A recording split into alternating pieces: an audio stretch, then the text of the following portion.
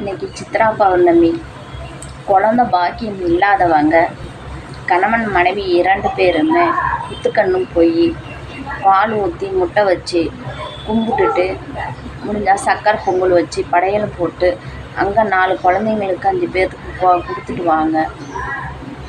எலுமிச்சை மலம் இதெல்லாம் வச்சு வேலில் எலுமிச்சை மலம் குத்துக்கண்ணுக்கிட்ட முட்டை பால் எல்லாம் ஊற்றி கும்பிட்டுட்டு ஒரு எலுமிச்சை மலத்தை கணவன் மனைவி 2 பேருமே சுற்றி போட்டுட்டு நீங்கள் வீட்டுக்கு வாங்க. அடுத்த சித்ரா பௌர்ணமிக்குள்ள உங்களுக்கு குழந்த பாக்கியம் கண்டிப்பாக இருக்குது.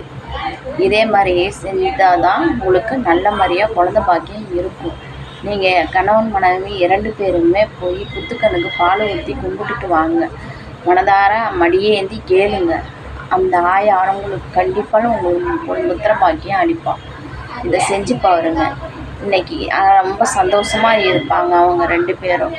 அந்த சந்தோஷத்தில் உங்களுக்கு புத்திர பாக்கியம் வாரி வழங்குவாங்க. நீங்கள் போயிட்டு வாங்க. கணவன் மனைவி கண்டிப்பாக செஞ்சு பாருங்கள்.